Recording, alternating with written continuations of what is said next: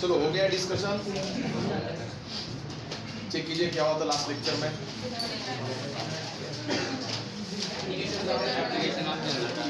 Application हो गए थे ना।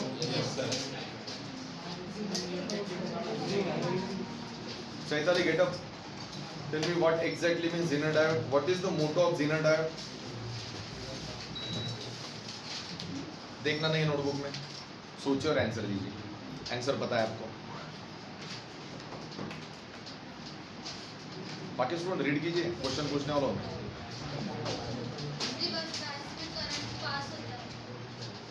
कार्तिक आप बताइए, आप बैठिए, आप आंसर बता रहे हो ना, आप बताइए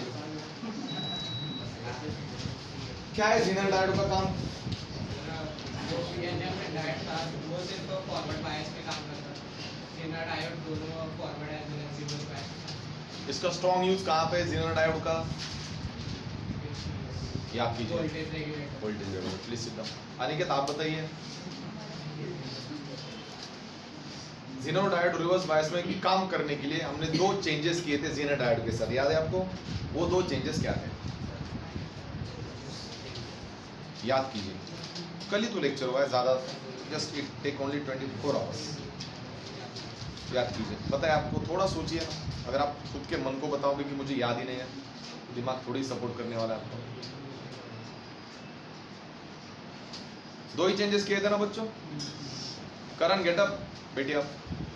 दो चेंजेस क्या थे? सर जो बैटरी थी उल्टी की थी। उल्टी की थी। वारे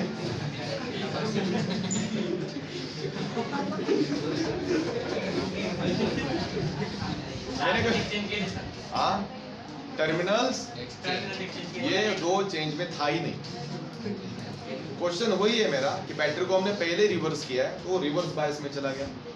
रिवर्स बायस में डिप्लीशन लेयर की साइज बढ़ती है ना, पीएन जंक्शन डायोड काम करता, तो काम करवाने के लिए हमने दो चेंजेस किए थे। मैंने कल के लेक्चर में बहुत बार बताया था, सोचिए।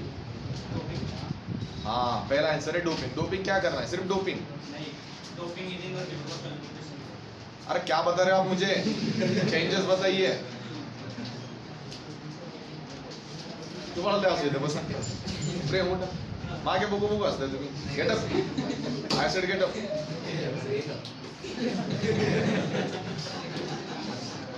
कोण सांगेल answer?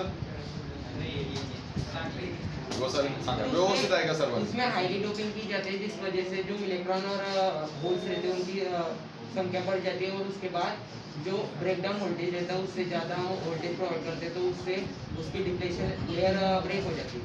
Perfect, please sit down. इनका कहना ये कि सबसे पहले हम हेवीली डोपिंग करेंगे, मैं राइट? हेवीली डोपिंग और पॉजिटिव है ना नेगेटिव। ये हमारा पहला सॉल्यूशन था। सॉल्यूशन नंबर 2, आप रिवर्स बायस में बैटरी लगा रहे हो ना बेटा, थोड़ा बैटरी का पोटेंशियल बढ़ाना है। ऐसा पोटेंशियल जिस पोटेंशियल के बाद डिप्लीशन लेयर जो थोड़ा बचा था वो ब्रेक हो जाता है और इजीली करंट कैरी होता है, उस वोल्टेज का नाम था जीनर वोल्टेज। याद आया? एप्लीकेशन शायद मैंने 3 ही बताए थे। पहला एप्लीकेशन था वोल्टेज रेगुलेटर, जिस समटाइम्स स्टेबलाइजर भी बोला जाता है। वोल्टेज रेगुलेटर फैन के रेगुलेटर को भी बोला जाता है, पता है आपको? उसमें भी इसका यूज होता है। Number 2 clipping circuit, number 3 pulse amplifier, sound का भी होता है, लाइट का भी होता है, पता है ना सबको? ये 3 एप्लीकेशंस थे। हमने वीआई कैरेक्टरिस्टिक्स को भी पढ़ा था। वीआई कैरेक्टरिस्टिक्स में फॉरवर्ड कैरेक्टरिस्टिक सेम होती है किसके साथ? पीएन। सिर्फ रिवर्स थोड़ी चेंज होती है, पॉइंट थोड़ा आपको इधर करना है और आपकी जो लाइन है वो इंप्लांट करनी है स्ट्रेट। याद है सबको? जेनर डायोड हो गया था ना पूरी तरह से? Give a star. Now we enter in next beat. बात नहीं करनी है जब तक टारगेटेड पोर्शन खत्म नहीं होगा, लेक्चर पॉज नहीं होगा, और जो बात करेगा वो सीधा क्लास से बाहर जाएगा। मैं पहले ही क्लियर कर रहा हूँ।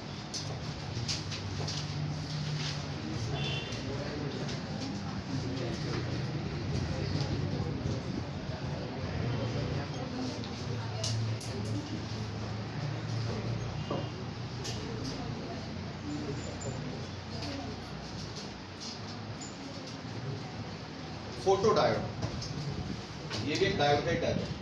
अब इसको स्पेशल पर्पस ऑफ डायोड भी बोल सकते हो। फोटो डायोड, फोटो डायोड, इसकी वर्किंग आपको पहले ही हो चुकी है। कौन बताएगा चैप्टर का नाम क्या था? Dual nature of radiation and matter whose another name is electron है। तो टोटल चैप्टर बनाने के पीछे जे थॉमसन का बहुत ही बड़ा हाथ था, जिस बंदे ने हमें एक एक्सपेरिमेंट के बारे में बताया था जिसका नाम था फोटो इलेक्ट्रिक इफेक्ट। जिस फोटो इलेक्ट्रिक इफेक्ट का यूज करके हम कीप क्वाइट, बाहर जाना है क्या किसी को? डोर ओपन कीजिए। घर पे कभी लाइट नहीं जाती क्या आपके?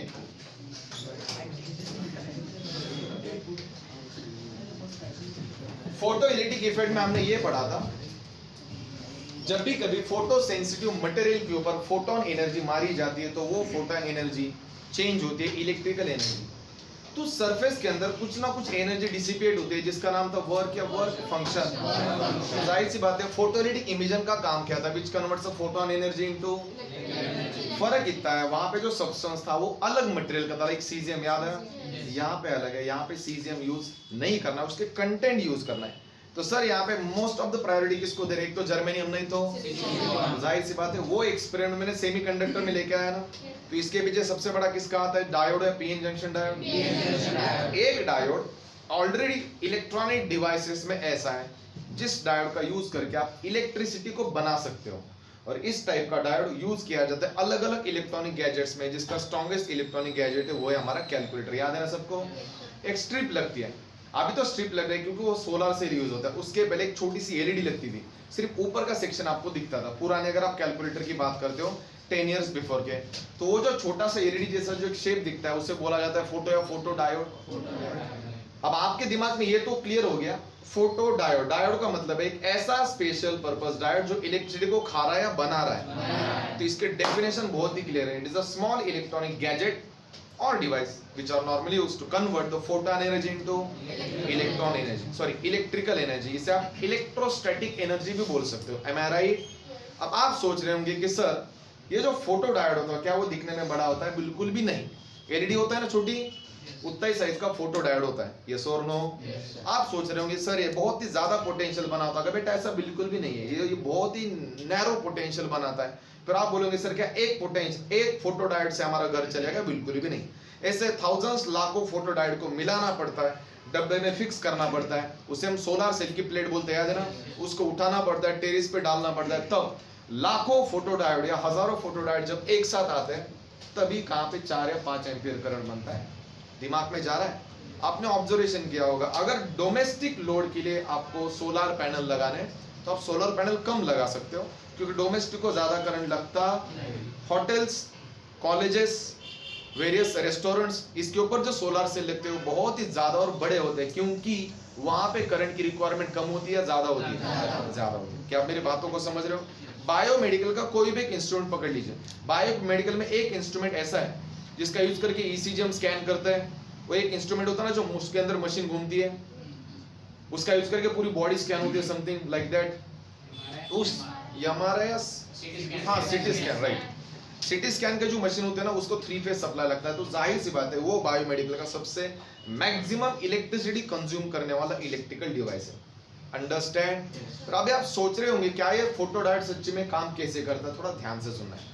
Photo diode basically PN junction diode ही है, पर वो रिवर्स बायस पे काम करता है, फॉरवर्ड बायस पे काम।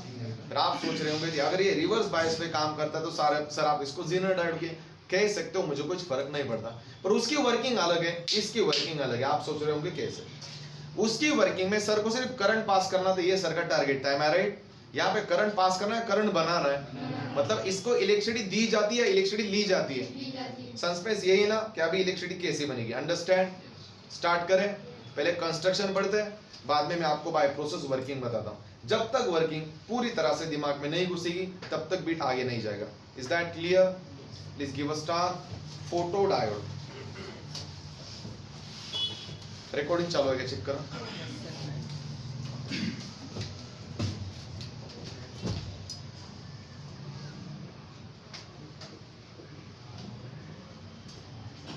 तुमने डेफिनेशन लिखी क्या? Next line.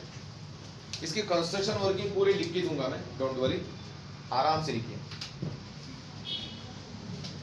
It is an electronic device, it is an electronic device which converts the photon energy into, which converts the photon energy into electrical energy. बेटा आप इलेक्ट्रिकल को इलेक्ट्रोस्टैटिक भी लिख सकते हो, दोनों में कुछ भी डिफरेंस नहीं है। Photon energy into electrical energy. अब आप ऐसा मत सोचिए कि इससे इलेक्ट्रिसिटी बहुत ज्यादा बनती है, बहुत। सबसे तगड़ी अगर इलेक्ट्रिसिटी किससे बनती तो वो जनरेटर। याद आया? शादी में जो जनरेटर यूज का बड़ा वाला होता है ना, इसको हाथ से घुमाया जाता है। हाथ से क्यों घुमाया जाता है? क्योंकि वो मैन्युअली स्टार्ट होता है। आपको पता है कि जो ऑटो वगैरह होते हैं वो कभी कभी स्टार्ट नहीं होते हैं, तो बंदा क्या करता है, पीछे जाता है, जाता है ना, उसके पास एक रस्सी होती है, देखा आप सबने? उस रस्सी को डायनामो को रोटेट करता है, उसको जोर से खींचता है, वो डायनामो होता है। वो उसको ऑटोमेटिक स्टार्ट करे मैनुअल, जैसे मैनुअली स्टार्टिंग बोला जाता है। जब तक वो मैनुअली स्टार्ट नहीं करेगा, इंजन का कंबशन स्टार्ट तो व्हीकल स्टार्ट होगी क्या? नहीं। तो दो तरह के जनरेटर मार्केट में अवेलेबल होते हैं। ऑटोमेटिक जनरेटर थोड़ा महंगा होता है, इसलिए लोग किसको प्रायोरिटी देते हैं? मैनुअल जनरेटर को। अंडरस्टैंड? जनरेटर की साइज बड़ी तो इलेक्ट्रिसिटी बड़ी, पर ये सबसे खतरनाक स्कोप है इसको नाउअडेज। जनरेटर का स्कोप कम है। आप बोलोगे कैसे? केरोसिन, डीजल, पेट्रोल के ऊपर जनरेटर चलता है, पता है? और ये बहुत सस्ता हो गया ना आजकल, समझ गए? ये बहुत महंगा हो गया। नाउअडेज हम जनरेटर को ज्यादा प्रायोरिटी दे रहे हैं नहीं। नाउअडेज चेक कीजिए, बहुत सारे घरों के ऊपर आपको सोलर सेल दिखेंगे जिसके अंदर फोटो डायोड्स भी यूज किए जाते हैं इलेक्ट्रिसिटी को बनाने के लिए। अंडरस्टैंड? नेक्स्ट लाइन, एक लाइन छोड़ के लिखना है। Photo diode is a PN junction diode. Sir ने कहा photo diode is a PN junction diode made from. बेटा अब आपको सोच के आंसर देना है, क्या ये पूरी तरह से सिलिकॉन और जर्मेनियम से बनेगा? तो आपको कुछ ना कुछ ऐड करना पड़ेगा ना। मतलब सर कंटेंट ऐड करे तो बताए वो कंटेंट किसके होने चाहिए? सीजीएम, मतलब फोटो सेंसिटिव मटेरियल ना, चलेगा? कौन सा भी डालिए, मुझे कोई फर्क नहीं पड़ेगा। आपने लिखा it is a PN junction diode made from photo sensitive material. Material मत लिखिए, सेमीकंडक्टर लिखिए। Photo sensitive semiconductor and works on. आप बताइए, थोड़ी देर पहले सर ने आपको बताया था ये कौन से बायस में काम करता है? Yes, and works on reverse bias only. अभी भी सस्पेंस क्लियर हुआ नहीं कि ये रिवर्स बायस में कैसे काम करता है। अंडरस्टैंड? यस और नो? अब मेरी बात को सुने ध्यान से, जब तक वर्किंग दिमाग में नहीं घुसेगी मैं डायग्राम ड्रॉ नहीं करूंगा। See carefully. ये हमारा पीएन जंक्शन डायोड दिखा सबको? क्या सबको जंक्शन दिखा? डिप्लीशन लेयर दिखा? बच्चों आपको इसको फॉरवर्ड बायस में कनेक्ट करना है, रिवर्स? अरे भाई, जब तक पोटेंशियल डिफरेंस नहीं बनेगा करंट पास होगा। मतलब यहाँ पे बैटरी के कितने काम है? दो। पहला काम रोल में, पहला एक्शन किसका है? बैटरी का। पहला एक्शन ये डिप्लीशन लेयर को बढ़ाएगा। अरे बेटा आप रिवर्स बायस लगा रहे हो ना? अरे ये पीएन जंक्शन ही है, अभी तक सर ने फोटो सेंसिटिव मटेरियल डाला ही नहीं है, समझ रहे हो? ये पीएन जंक्शन डायोड सर ने उल्टी बैटरी लगाई, प्लस माइनस है, माइनस प्लस। तो आप बताएं प्रोसेस नंबर और डिप्लीशन लेयर कम हुआ है बड़ा? ये काम की चीज। आप सोच रहे होंगे काम की चीज क्यों? 2 मिनट के लिए पेशेंस रखिए, मैं आपको बता रहा हूँ। तो बताए बेटा बैटरी का पहला यूज क्या है? ये पोटेंशियल डिफरेंस क्रिएट कर रहा है पीएन जंक्शन डायोड के अक्रॉस जो डिप्लीशन लेयर को कम कर रहा है या बढ़ा रहा है? पर अगर आप डिप्लीशन लेयर को बढ़ा के रोकोगे तो बेटा वहां से इलेक्ट्रिक करंट पास होगा? अरे करंट ही पास नहीं होगा तो इलेक्ट्रिसिटी कहां से बनेगी? कुछ दिमाग में गया? तो सर ने एक्स्ट्रा चेंजेस किए, इसके अंदर कुछ डोपिंग की सर ने। अब वो डोपिंग ऐसी की जो कौन से मटेरियल से बननी चाहिए? फॉर एग्जांपल कोई भी पकड़ लीजिए, पोटेशियम भी यूज कर सकते हैं, सोडियम भी यूज कर सकते हैं, और सेकंड थिंग इज दैट हम सीजियम भी यूज कर सकते हैं। इतना तो पता है ना? अब सर ने डोपिंग ऐड की सीजियम की। बोलो आया ना? अब देखिए बैटरी का यूज क्या है। सबसे पहला रोल आपको क्या दिखा? डिप्लीशन लेयर कम हुआ है बड़ा? डिप्लीशन लेयर के अंदर पॉजिटिव आयंस भी होते हैं और नेगेटिव आयंस भी होते हैं। बहुत सारे बच्चों को अभी भी लग रहा है कि वो पॉजिटिव आयंस प्रोटॉन होते हैं, बिल्कुल नहीं। पॉजिटिव आयंस होल होते हैं। क्या? सारे अभी तक जितने भी सर ने डायग्राम में प्लस साइन दिखाया ना बेटा, वो प्रोटॉन। कैसे नहीं है बताऊं क्या मैं आपको? अरे प्रोटॉन जगह से हिलता नहीं ना भाई, तो आप उसको आप मूव कर रहे थे ना पॉजिटिव आयंस को, तो होल जगह से मूव हो सकता है पर प्रोटॉन जगह से मूव। पॉजिटिव आयंस है, नेगेटिव आयंस है, पर उनके साथ और एक आयन डिप्लीशन लेयर के अंदर प्रेजेंट है जो कुछ काम का नहीं है, और उसे इमोबाइल आयन बोला जाता है। वर्ड सुना है? इमोबाइल आयन का एग्जैक्टली मीनिंग सुनिए ध्यान से क्या है। डिप्लीशन लेयर के अंदर प्लस है माइनस है, उसके अलावा कुछ आयंस ऐसे होते हैं जिसका कोई काम नहीं है, जिसका कोई अस्तित्व ही नहीं है, जो बिल्कुल भी चार्ज कैरी नहीं करता। आई रिपीट, बिल्कुल भी चार्ज कैरी नहीं करता। उस आयन को बोला जाता है आयन है इमोबाइल आयन। और वो इमोबाइल आयन एक बार जगह पकड़ के बैठा तो जगह से हिलता। अब आप उस इमोबाइल आयन को रैंडम मोशन में लाना। आप बोलोगे कैसे, थोड़ा ध्यान से सुनना। इमोबाइल आयन आराम से बैठे है ना, और आपको पता है इमोबाइल आयन सबसे ज्यादा किस में होते हैं? डिप्लीशन लेयर के बाहर है, डिप्लीशन लेयर के अंदर। तो बेटा आप जितने इमोबाइल आयन बढ़ाओगे उतना आपका प्रॉफिट है ना। इमोबाइल आयन तभी बढ़ेंगे जब डिप्लीशन लेयर की साइज। अगर किसी ने सोचा अगर मैंने इसको फॉरवर्ड बायस में किया तो क्या होगा, अरे बेटा डिप्लीशन लेयर बनेगा ही नहीं ना। डिप्लीशन लेयर बनेगा नहीं तो लाइट किधर मारोगे? अगर लाइट ही नहीं मार रहे तो मुझे पता है इलेक्ट्रिसिटी बनेगी क्या? तो ये बना डिप्लीशन लेयर सेंटर में। सर आज हमारी क्लास है। क्यों नहीं, ऑब्वियसली है ना। कुछ ओकेजन है क्या? क्या ईद? कैसी ईद? बकरीद है। अरे कुछ भी फेंक रहे हो। कोजागिरी दिवसा दूध पीत बसता काय मग सर? अरे काही लिमिट क्लास है ना अपना, सबका क्लास होगा, फिर ध्यान से देखिए। अरे सबसे पहले छुट्टी की खबर मुझे लगती है, मैं ढूंढते रहता हूँ छुट्टी। अरे ये आके गुजरा क्लास एक डिस्टर्ब करके चला गया पूरा। इधर देखिए वापस, और एक बार बता दूं, सुनिए। वर्किंग थोड़ी हार्ड है, इसकी वर्किंग समझ के लीजिए। एलईडी की वर्किंग आपको 2 मिनट में पढ़ा दूंगा। चलो ये फंडा पहले क्लियर कीजिए कि रिवर्स बायस का आपको फायदा क्या हुआ। साइज ऑफ डिप्लीशन लेयर के डिक्रीज या इंक्रीज? डिप्लीशन लेयर बढ़ा तो नंबर ऑफ इमोबाइल आयन की काउंटिंग भी। अब इमोबाइल आयन क्या करेगा और आपको प्रॉफिट कैसे दिलवाएगा, थोड़ा ध्यान से सुने। डिप्लीशन लेयर की साइज बढ़ी ना, इसके अंदर प्लस और माइनस ऑलरेडी है बेटा, पर उसके अंदर कुछ अट्रैक्शन रिपल्शन नहीं है। They are totally rest position. Number of immobile ion है तो उनके पास एनर्जी नहीं है, और वो सारे immobile ion photo sensitive material की वजह से बने। I repeat, photo sensitive material आप जितना ऐड करोगे उतने नंबर ऑफ इमोबाइल आयन कम हो गया, ज्यादा होंगे। तो आपको उनको रैंडम मोशन में लाना है। जब तक वो रैंडम मोशन में नहीं आएंगे, पेयर बनेगा। पेयर बनता है प्लस है, प्लस और माइनस। जब तक प्लस माइनस का पेयर नहीं बनेगा, इलेक्ट्रॉन में ड्रिफ्ट वेलोसिटी एक्ट होगी। जब तक इलेक्ट्रॉन में ड्रिफ्ट वेलोसिटी एक्ट नहीं होगी, इलेक्ट्रॉन दौड़ेगा, और इलेक्ट्रॉन दौड़ेगा तो इलेक्ट्रॉन को लेने के लिए नीचे बैठा ना बैटरी। बैटरी डिस्चार्ज होगी या चार्ज होगी? सर को बैटरी को चार्ज करवाना है। अंडरस्टैंड?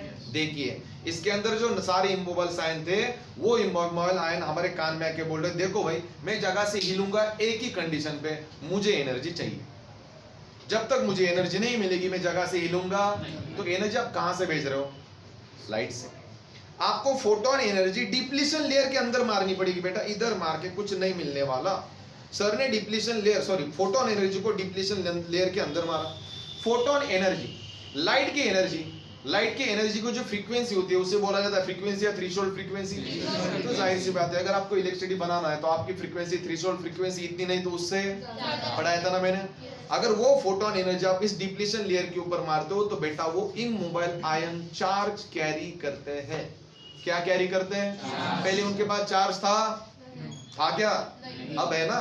ये चार्ज कहां से मिला? जब उन्होंने एनर्जी खाई, और वो एनर्जी कहां से खाई? फोटोन। जब फोटोन एनर्जी की वजह से उनके अंदर एक चार्ज आ गया, एक एनर्जी आ गई, उस एनर्जी को समटाइम्स फॉरबिडन एनर्जी भी बोला जाता है। और जब फॉरबिडन एनर्जी किसी आयन के पास होता है तो बच्चों कॉमन सेंस की बात है ना, वो आयन चेंज होगा, पोजीशन चेंज करेगा, जंप करेगा फ्रॉम वैलेंस बैंड टू अरे valence band to conduction band. अगर कोई आयन डिफ्लेक्ट होता है, मूव करता है, जंप करता है तो बच्चों करंट बनेगा ना। और वहां पे जो करंट बना इमोबाइल आयन के वजह से, वो करंट अट्रैक्ट होता है बैटरी की तरफ। और जब वो करंट बैटरी की तरफ अट्रैक्ट होता है उस करंट को हम फोटो करंट बोलते हैं। वो कंसेप्ट उधर भी थी, याद है? फिर उस प्रोसेस में इस प्रोसेस में फर्क क्या है? उस प्रोसेस में पूरी तरह से हमने फोटो सेंसिटिव मटेरियल का यूज किया था, यहाँ पे हमने पूरी तरह से फोटो सेंसिटिव मटेरियल का यूज नहीं किया। अंडरस्टैंड? इसका उल्टा वर्किंग प्रिंसिपल है एलईडी का। आप देखोगे कैसे? सर इसके अंदर क्या इनपुट दे रहे हैं? इसमें फोटोन दे रहे तो इलेक्ट्रिसिटी मिल रही है ना। एलईडी में उल्टा होता है बेटा। एलईडी में आप क्या देते हो? इलेक्ट्रिसिटी देते हो, क्या मिलती है? Photo energy. इसमें क्या दे रहा हूं मैं? 1 सेकंड में वर्किंग प्रिंसिपल को एक्सप्लेन करता हूं, then we move toward the figure. See carefully. Sir ने सबसे पहले पीएन जंक्शन डायोड को कौन से बायस में कनेक्ट किया? पकड़ के चले कि आईपैड इतना डिप्लीशन लेयर बना। डिप्लीशन लेयर नहीं बनना चाहिए या बनना चाहिए? अगर डिप्लीशन लेयर नहीं बनेगा तो आप फॉरवर्ड बायस भी यूज कर सकते हो ना। किसी ने पूछा फोटो डायोड फॉरवर्ड बायस में क्या होता है, तो आपको आंख बंद करके बताना है सर ये पीएन जंक्शन डायोड ही होता है। कुछ समझा? बैटरी लगाए सर ने, प्लस माइनस या minus plus. The size of depletion layer get decrease या increase. Number of immobile ion की काउंटिंग मिनिमम या maximum. Immobile ion in motion या रेस्ट। इमोबल आयन को जगह से मूव करने के लिए कौन सी एनर्जी मारी? एनर्जी मारी डिप्लीशन लेयर के ऊपर। जब इस फोटोन एनर्जी कौन कंज्यूम करता है? Immovable ion. तो इमोबल आयन चार्ज कैरी करेंगे, चार्ज कैरी करेंगे तो वहां पे पेयर बनेगा प्लस और। जब तक पेयर नहीं बनता तब तक इलेक्ट्रॉन जंपिंग प्रोड्यूस। एक बार इलेक्ट्रॉन ने जंप प्रोड्यूस किया तो electron jumping there position from valence band to. बच्चों स्मॉल अमाउंट ऑफ करंट बनेगा ना, उस करंट को हम फोटो करंट बोलते हैं। जो फोटो करंट अट्रैक्ट करने के लिए वेट कर रहा है कौन? बैटरी। अगर आपको चेक करना है कि सही में करंट बना या नहीं बना, लगा दीजिए मिलिएमीटर। समझा? मिलिएमीटर का पॉइंटर अगर डिफ्लेक्ट हुआ तो एक्सपेरिमेंट सक्सेसफुल है, डिफ्लेक्ट नहीं हुआ तो एक्सपेरिमेंट सक्सेसफुल नहीं है। अंडरस्टैंड? अब आप सब ये सोच रहे होंगे कि सर इसका सिंबल कैसे बनेगा? क्या हमने सिंबल ड्रॉ किया? नहीं किया ना? Next line symbol. वर्किंग लिख के दूंगा, टेंशन मत लीजिए।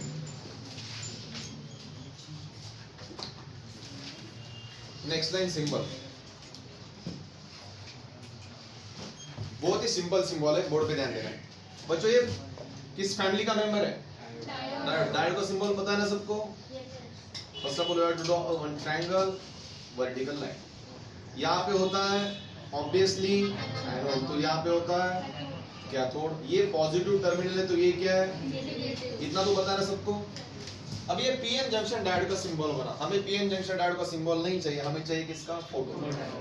ये ऐसा डायोड है जिस डायोड से एनर्जी, लाइट एनर्जी मिल रही है, लाइट एनर्जी देनी पड़ रही है। लाइट एनर्जी आप दोगे ना बच्चों, तो उस लाइट एनर्जी को आपको दिखाना पड़ेगा ऐसे।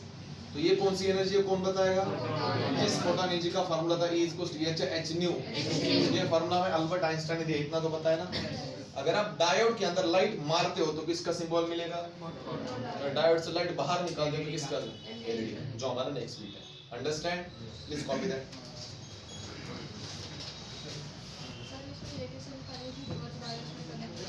हाँ, डायग्राम में दिखाएंगे हम, अभी नहीं सिंबल में। डायग्राम में हम दिखाएंगे कि इसको रिवर्स बायस में हमें कनेक्ट करना है।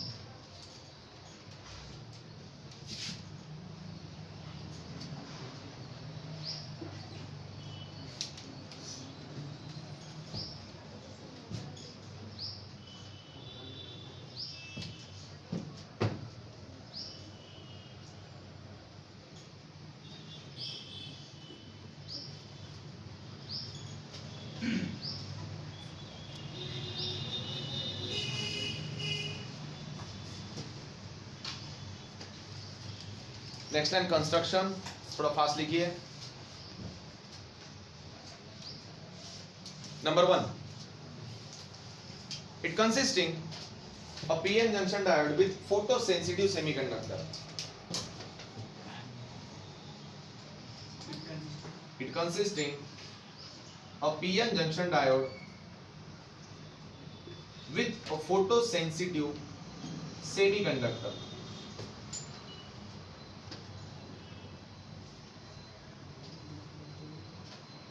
With a photosensitive semiconductor.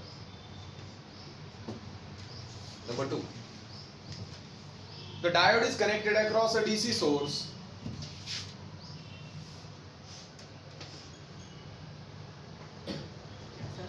diode is connected across a DC source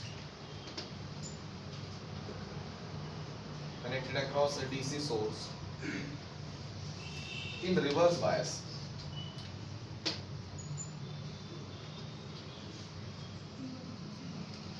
DC source in reverse bias. Next line. A limiting resistor is connected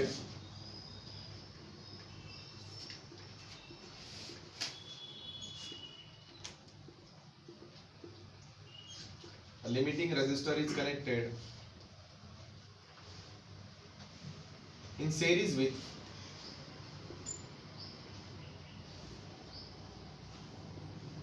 limiting resistor is connected in series with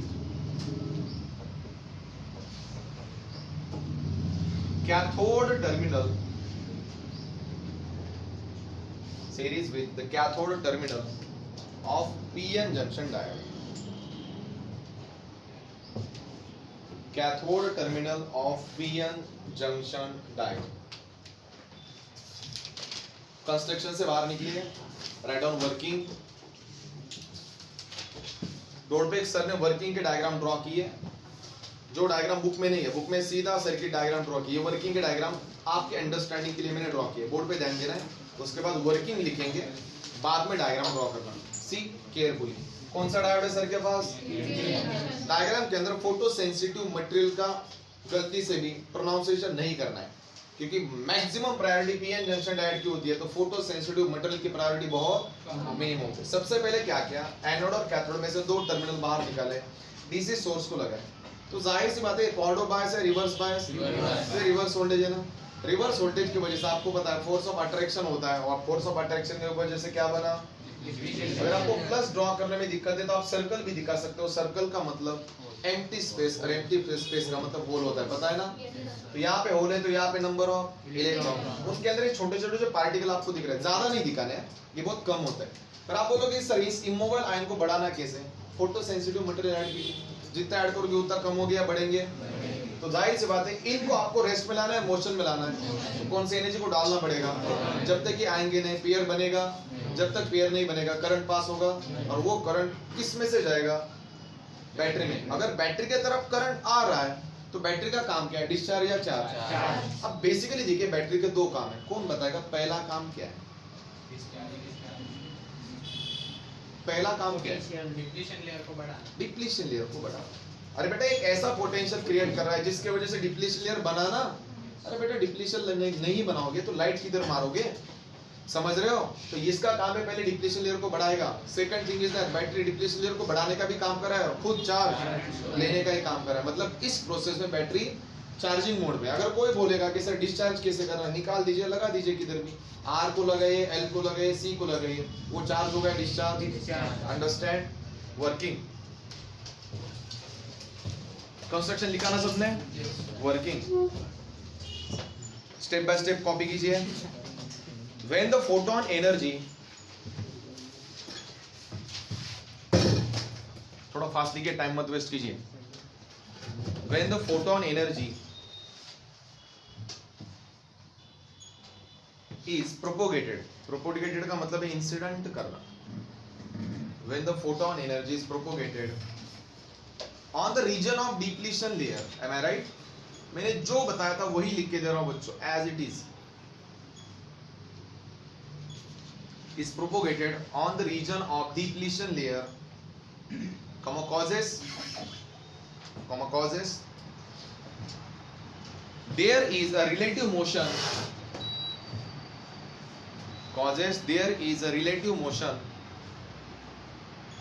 between positive and negative ion. There is a relative motion between positive and negative ion. Relative motion को underline कीजिए। Number 2,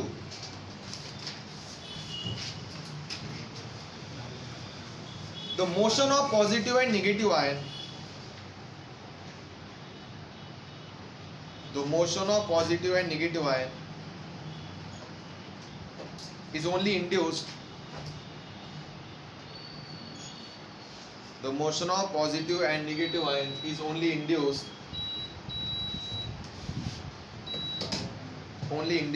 when the photon energy of suitable frequency, कौन बताएगा suitable का मतलब क्या है? Yes, when the photon energy of suitable frequency, bracket में लिखना है threshold, bracket is closed, is incident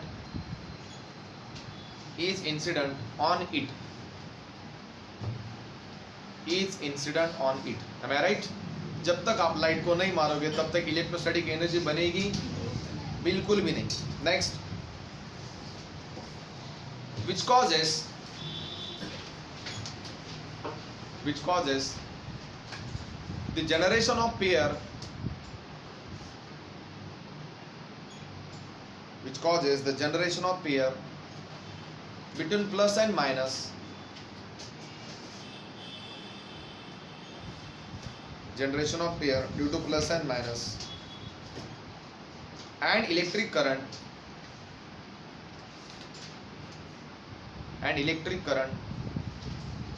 start to emit का मतलब लेना है, निकलना, and electric current start to emit, named as photo current. इसको आप फोटो इलेक्ट्रिक करंट भी बोल सकते हो. कुछ याद आया आपको? ब्रैकेट में लिखना है आईपी. बच्चों आपने एक चीज ऑब्जर्व की, जो वर्किंग मैंने आपको थोड़ा ज्यादा डीप में बताई थी इमोबाइल आयन वाली, वो वर्किंग यहाँ पे लिखने की जरूरत नहीं है. मैंने जितनी लिखी उतनी एग्जाम में कॉपी करनी है आपको. अंडरस्टैंड? फिगर बोर्ड पे कॉपी कीजिए fast.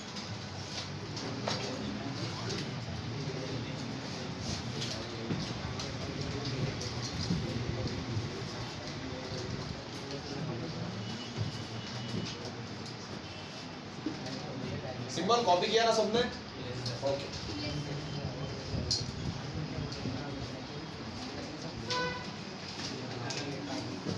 Keep quiet and just copy the figure.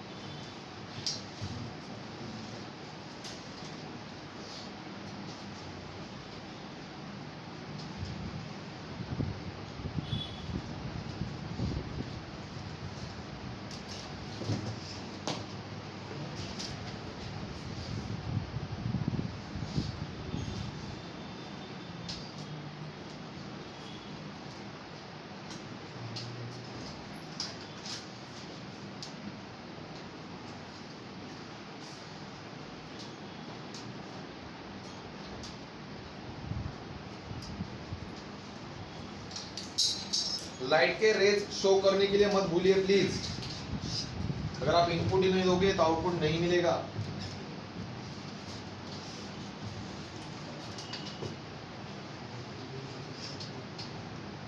What exactly means IP? Yes, it's a photoelectric current. Photo current या फोटोइलेक्ट्रिक करंट, इसको आप रिवर्स करंट भी बोल सकते हो बेटा. ठीक है, आपकी मर्जी है.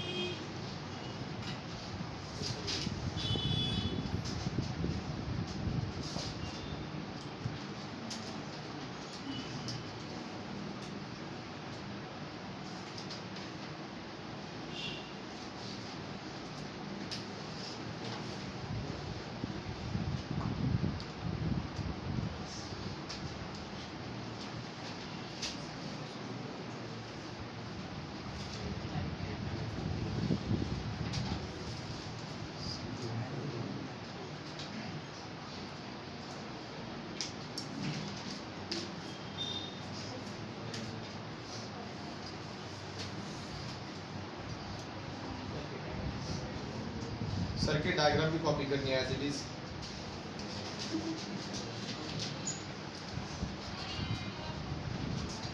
इसका मोबाइल बज रहा है. ईशा, इसका है फिर.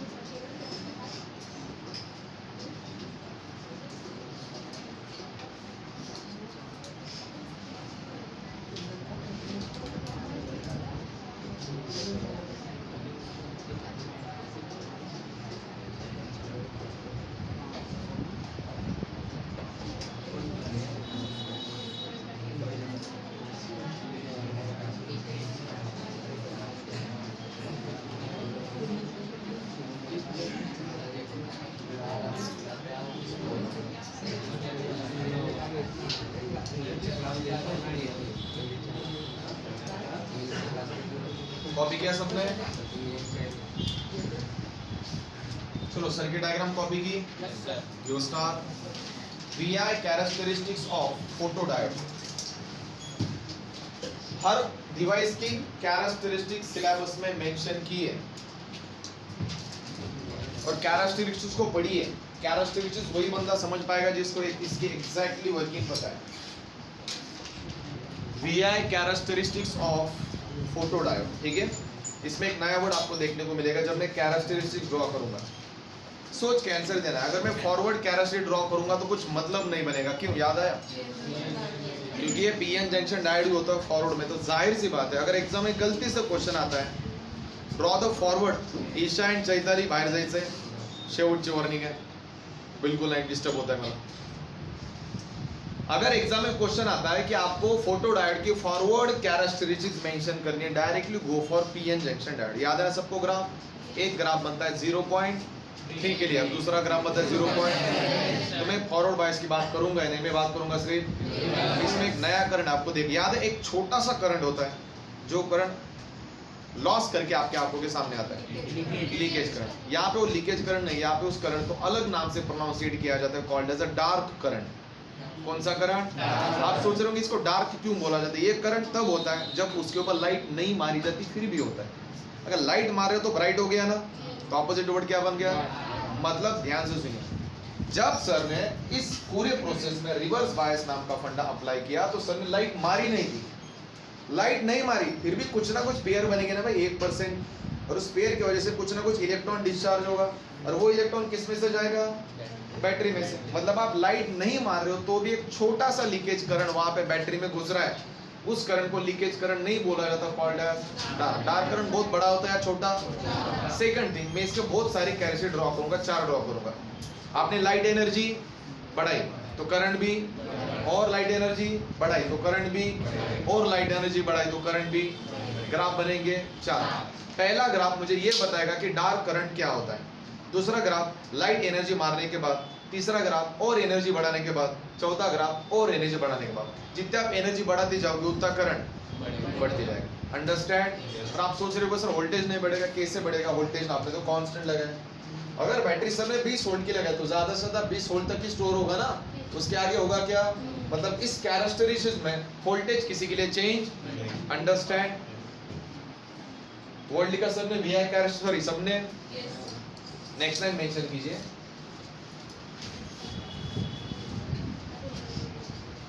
In reverse bias of photodiode,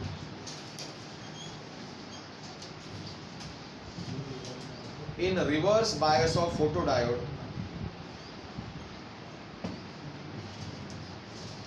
in reverse bias of photodiode, there is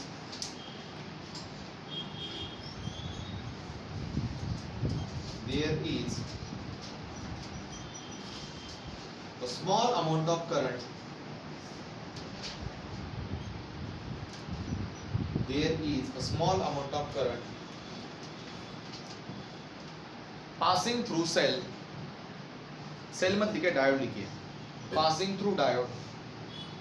कौन बताएगा? विद फोटोन एनर्जी या विदाउट फोटोन एनर्जी?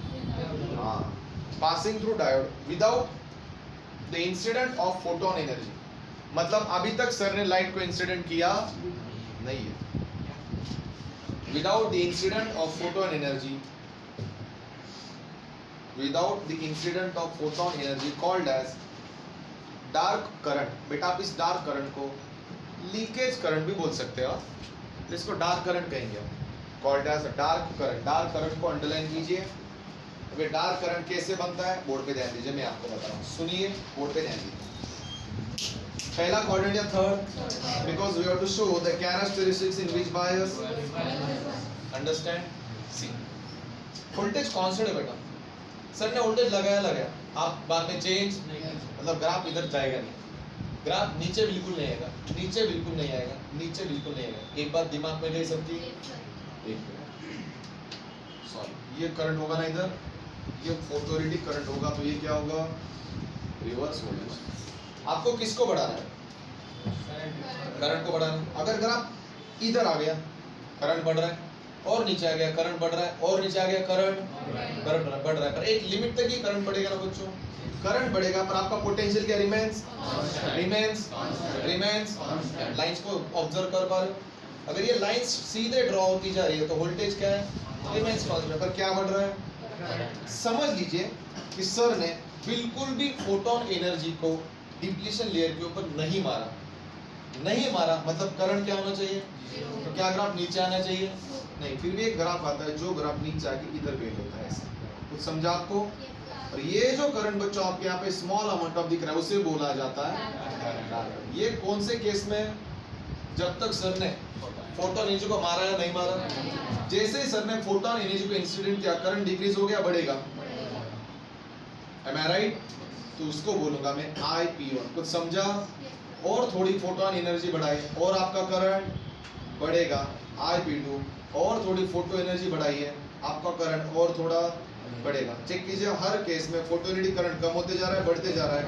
अगर आप इसको ऑब्जर्व करोगे तो तीसरा करंट दूसरे से ज्यादा होगा और दूसरा करंट पहले से ज्यादा होगा। फिर आप बोलोगे इसको क्यों नहीं ले रहे, ये तो निग्लिजिबल है, क्योंकि किससे ऊपर आ जाता है इसको, और डार्क करंट इतना ज्यादा होता नहीं। अब एक्स्ट्रा दिमाग नहीं लगाना है कि इधर आके नीचे ड्रॉ करना है, ये नीचे जाता ही नहीं, ये ग्राफ इधर ही बेंड होता है। अंडरस्टैंड? कोई दिक्कत? कॉपी कीजिए इसको।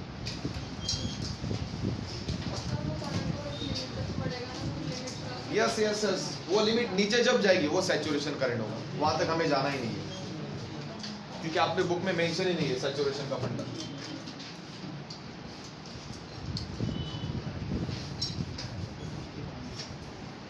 आपका सही है। अगर आपको लग रहा है कि आप एक लिमिट तक जाओगे उसके बाद करंट नहीं बढ़ेगा, the case is called as saturation. Saturation की तरफ मत जाइए आप। आपने 3 ग्राफ शो किए, इट्स सफिशिएंट। कि आप गूगल पे भी सर्च करोगे आपको मोस्टली 4 ग्राफ दिखते हैं, उसके बाद नहीं दिखते।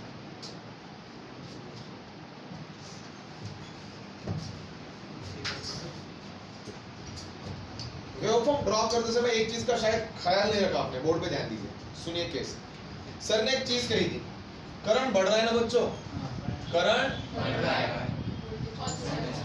कांस्टेंट है, लग रहा है आपको, लगी है ना। अब देखिए करंट कैसा कांस्टेंट है।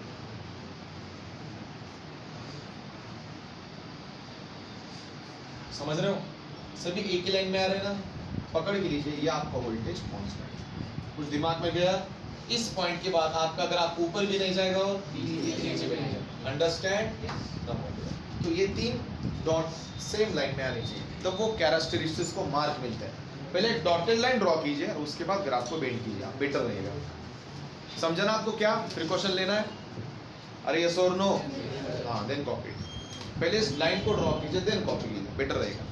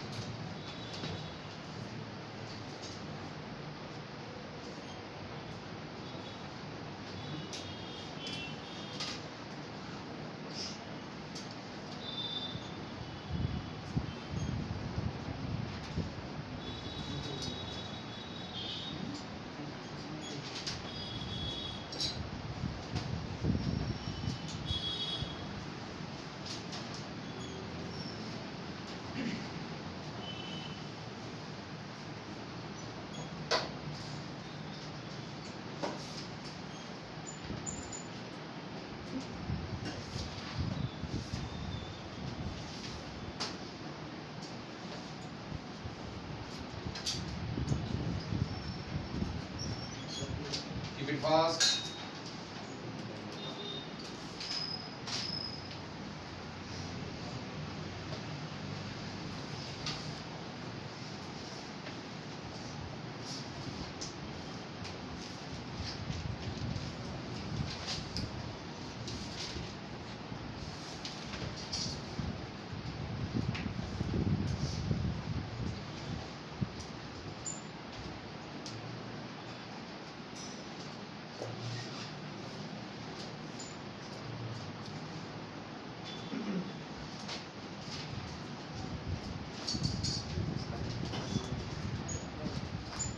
चलो कॉपी किया सबने? इसके एप्लीकेशन नहीं आते एग्जाम में, अभी तक कभी पूछे नहीं पिछले 15 सालों में। अगर आते भी तो आप लिख लीजिए, domestic load, commercial load, industrial load, सभी जगह पे इसका यूज होता है इलेक्ट्रिसिटी को बनाने के लिए। अंडरस्टैंड? कोई दिक्कत? अब थोड़ा ध्यान से सुनना है। इसका एक वीक पॉइंट है, आप बोलोगे क्या सर? इसका वीक पॉइंट क्या है? ये स्मॉल इलेक्ट्रॉनिक डिवाइसेस में आता है, आप कितनी भी कोशिश कीजिए आप ज्यादा करंट बना नहीं पाओगे। ये सबसे बड़ा वीक पॉइंट है। फिर इसको करंट बढ़ाने के लिए क्या किया जाता है? एक फैब्रिकेटेड शीट ली जाती है, जिसे पीसीबी माउंटिंग शीट बोला जाता है, ग्रीन कलर की दिखती है, शायद आपने इलेक्ट्रॉनिक किट्स में देखा होगा ना। कोई भी शीट लीजिए, फर्क नहीं पड़ता। उसमें थाउजेंड्स ऑफ फोटो डायोड लगाइए, कितने? सबको सीरीज में कनेक्ट कीजिए। आप बोलोगे पैरेलल में क्यों नहीं? लगा दीजिए, कुछ फर्क नहीं पड़ता। सिर्फ पैरेलल में नंबर ऑफ केबल बढ़ेंगे ना बच्चों, सीरीज में लगा दीजिए। तो मुझे बताइए, अगर आप इसको अच्छे से सीरीज में या पैरेलल में कनेक्ट करोगे तो जाहिर सी बात है सबका करंट मर्ज होगा ना। सबका करंट सर ने ले लिया, कंडक्टर में भेज के बैटरी में डाल दिया।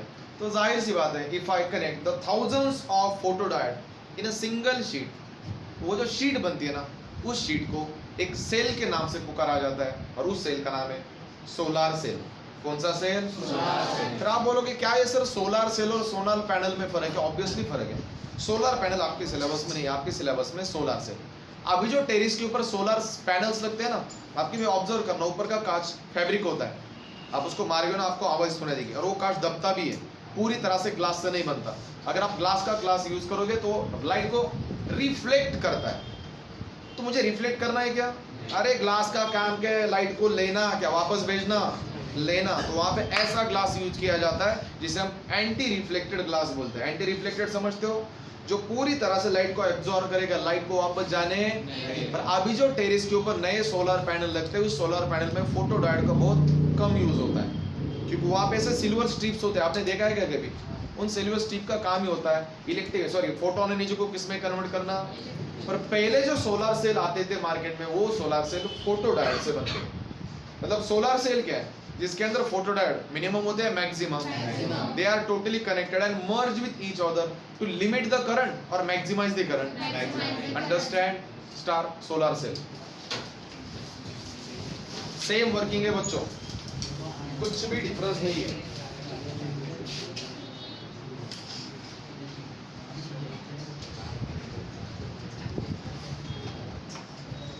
Solar cell, next line bracket में लिखना है, कॉम्बिनेशन ऑफ, याद रहेगा आपको, combination of any guess? Photo diodes. जिस बंदे को फोटो डायोड पता है वो सोलर सेल कभी भी लिख पाएगा, it's not a big deal. Combination of photo diode, bracket में लिखा सबने? डेफिनेशन लिखिए पहले। Solar cell is a semiconductor device. Solar cell is a semiconductor device which converts, once again same ही होगा ना, which convert solar energy into, solar मतलब पता है ना, photon energy, which convert the solar energy into electrical energy.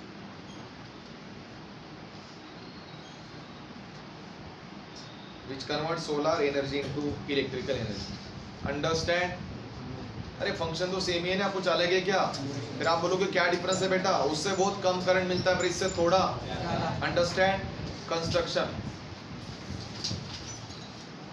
Construction और working के लिए एक ही फिगर है।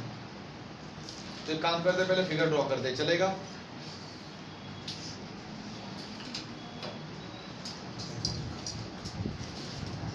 चलो फिगर ड्रॉ करना स्टार्ट कीजिए। आप बोलोगे सर इसका सिंबल तो बताइए। बेटा इसका सिंबल होता ही नहीं क्योंकि एक सेल है। किसी ने फिर भी पूछा सोलर सेल का सिंबल क्या है, तो पहला चिपका दीजिए, कौन सा? Photo diode. अंडरस्टैंड? ठीक है, पहले बोर्ड पे देखिए डायग्राम कैसी बनेगी, उसके बाद आराम से ड्रॉ कीजिए।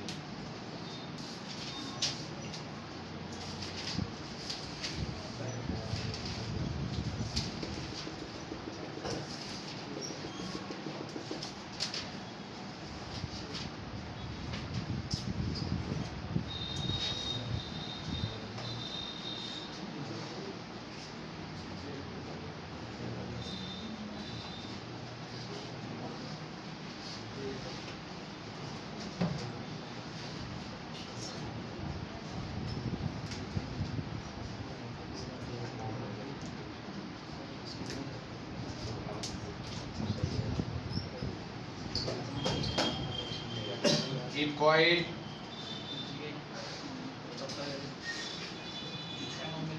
अगर आपके थोड़े मैनर्स होंगे ना तो थोड़ा चुप बैठिए. Your behaviour reflect your. समझा आगे? Just keep quiet.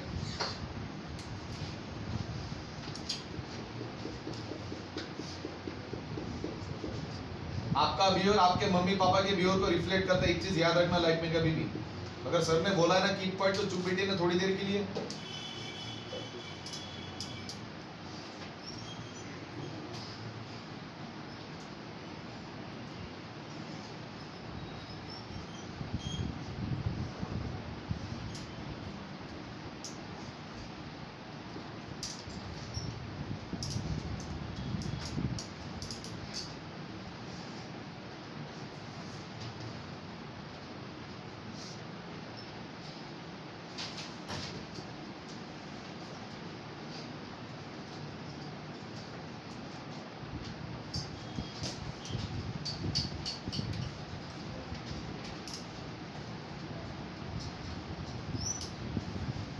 ठीक है, डायग्राम को मैं एक्सप्लेन करता हूँ, बाद में ड्रॉ कीजिए. सी गाइस, बहुत इजी डायग्राम है.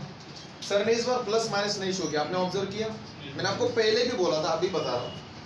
अगर आप सिर्फ सर्कल शो करते हो स्टैंड्स फॉर, नीचे मेंशन करना, डॉट शो करते हो स्टैंड्स फॉर, ऐसा शो करेगा तो भी मार्क मिलते हैं. ऐसा नहीं कि प्लस माइनस ही शो करना है आपको. बहुत इजी. अभी तक सर ने जितने भी डायग्राम शो किए थे वो हॉरिजॉन्टली माउंटेड थे. कुछ याद आया?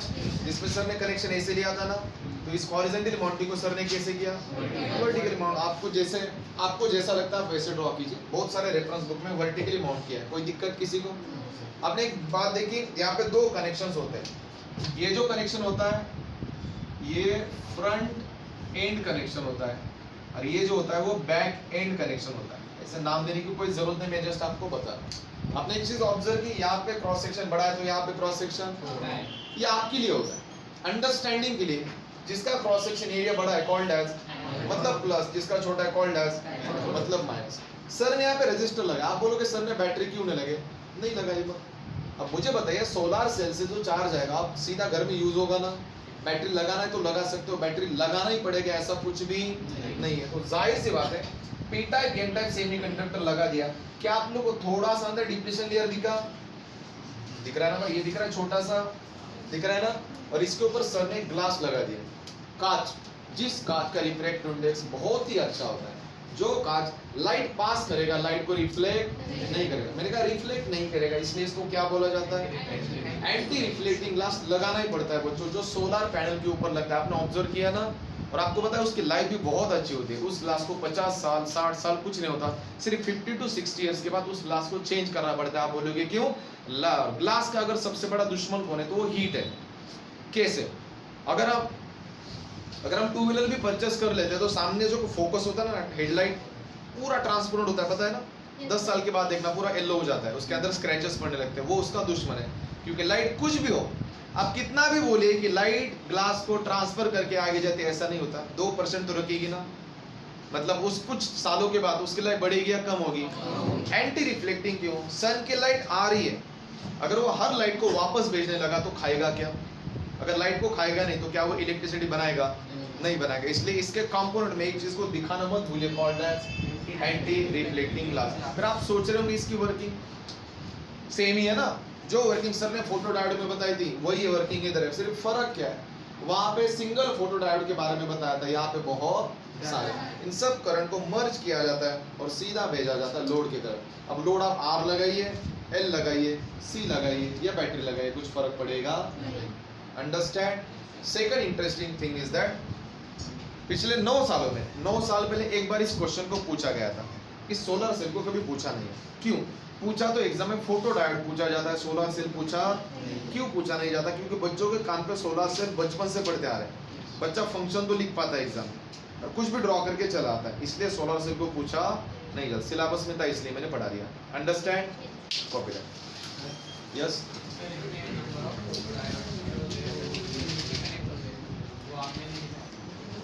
वो सर्किट डायग्राम है, ये सिर्फ कंस्ट्रक्शन का पार्ट है. The diagram is belongs to only construction and working.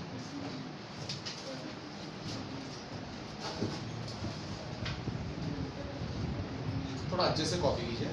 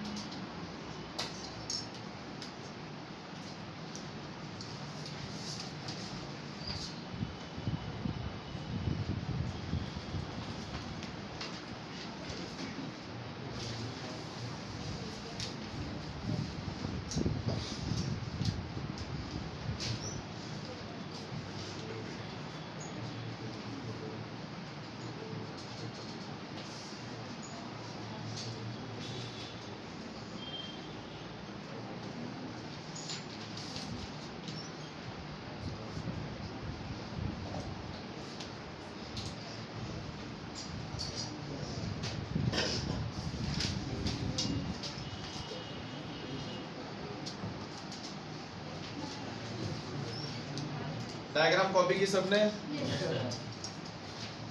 अगर कोई बंदा बोल रहा है कि सर इसकी सर्किट डायग्राम बताइए, तो कुछ मैंने लास्ट टाइम जो सर्किट डायग्राम कॉपी की थी ना आपने, वही सर्किट डायग्राम होगी, कुछ अलग नहीं होगा। अगर आपको बैटरी दिखाना है तो दिखाइए, अदरवाइज आप क्या दिखाइए उसके अक्रॉस। पर आप सर्किट डायग्राम नहीं दिखाते हैं, ऐसा क्यों? क्योंकि आपको मैंने पहले ही बोला था इसके अंदर एक फोटो डायोड नहीं होता, बहुत सारे। अब मुझे पता है थाउजेंड्स ऑफ फोटो डायोड क्या मैं सीरीज और पैरेलल में कनेक्ट करके बोर्ड पे दिखा पाऊंगा? इसलिए इसकी सर्किट डायग्राम ना आपको बुक में मिलेगी ना एग्जाम में पूछी जाती है। अंडरस्टैंड? नेक्स्ट लाइन, ये हमने कंस्ट्रक्शन में लिखा है ना, इसके कंस्ट्रक्शन और वर्किंग के लिए पूरा पेज स्किप कीजिए। अभी चैट बॉक्स के अंदर मैंने 2 इमेजेस सेंड किए, जाते हुए देखना, ठीक है? इसका कंस्ट्रक्शन वर्किंग कॉपी पेस्ट है, which is belongs to photo diode. एक पेज स्किप किया सबने, एक नोट लिखिए जो इसके अंदर से बाहर निकली है, राइट डाउन नोट। नोट में नंबर 1 लिखना है, solar cell is the combination of, solar cell is the combination of photodiodes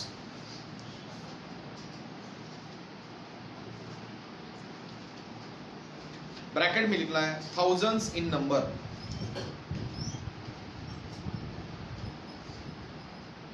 ऐसा नहीं कि एक ही प्लेट में 1 लाख लगा दिए, ऐसा नहीं, 1 लाख के टुकड़े बनाए जाते हैं, इससे कुछ प्लेट्स बनाए जाते हैं, समझ रहे हो ना? सोलर पैनल देखा ना सबने, सेक्शंस होते हैं, सेक्शंस वाइज इनको कनेक्ट किया जाता है।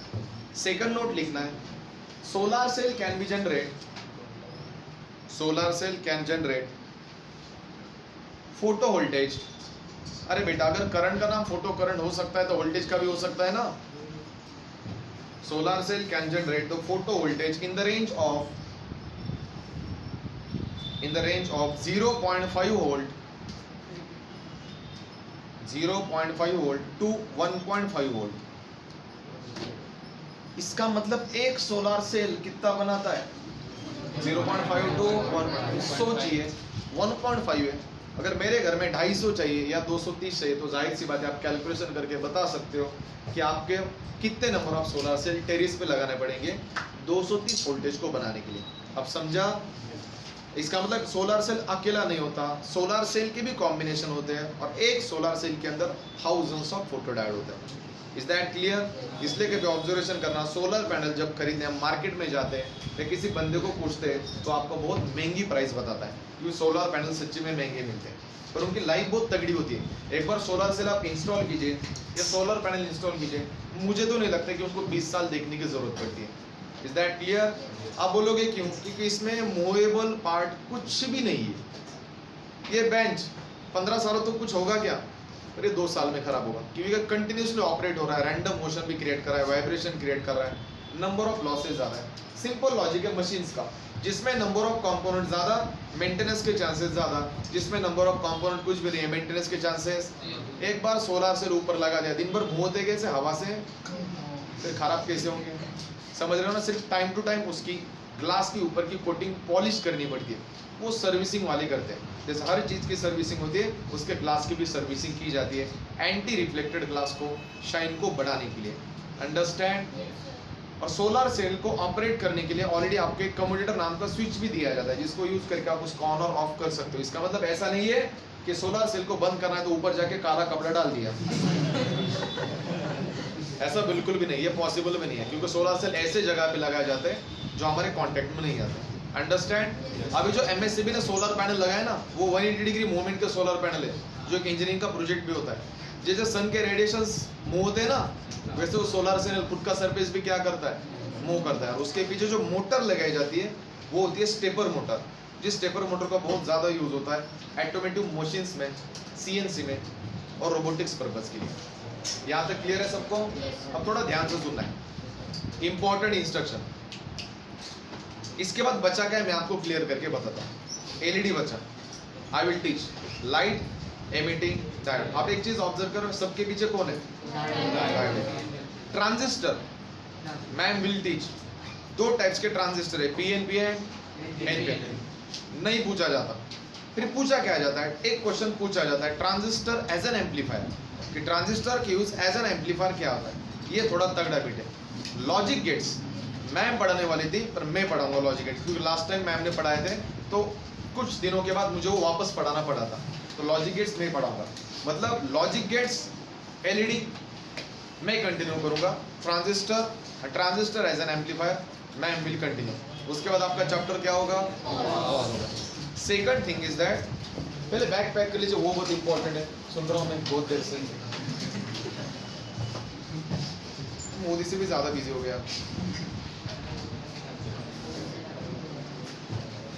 अगर किसी को उसका टोटल स्कोर देखना है तो नोटिस बोर्ड पे लगा दूंगा, इसके अंदर पूरा स्कोर प्रेजेंट है।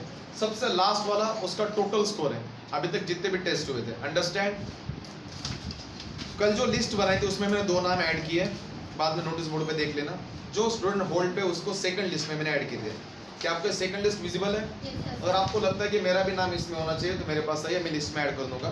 नीचे एक नोटिस लिखिए, if any student want to join the batch keep prepare for the Saturday and Sunday test. Schedule of test में मैंने 2 टेस्ट रखे। On Saturday there is a test of semiconductor 40 marks, time is 1.5 hours, 1.5 घंटा। Sunday there is a test on dual nature of radiation and matter plus alternating the current. ये 2 chapter है और उसके भी weightage है 40 marks. अगर इस 2 paper में आपका स्कोर बहुत ही अच्छा आता है, मैंने कहा बहुत ही अच्छा, ऐसा नहीं कि सारे बंदे 10 के नीचे, सर मुझे 9 मिले मुझे ऐड करो मैं फर्स्ट हूँ ना, ऐसा नहीं। बहुत ही अच्छा स्कोर है, अगर मैं इंप्रेस हुआ देन आई विल ऐड। नहीं, और सैटरडे के जो टेस्ट है ना सेमीकंडक्टर, वो सबके लिए, सबके लिए। संडे की नहीं, संडे का किसको देना है तो दीजिए, अदरवाइज मत दीजिए, अंडरस्टैंड। वो आपकी मर्जी। कोई दिक्कत किसी को? मुझे अटेंडेंस लेने दीजिए।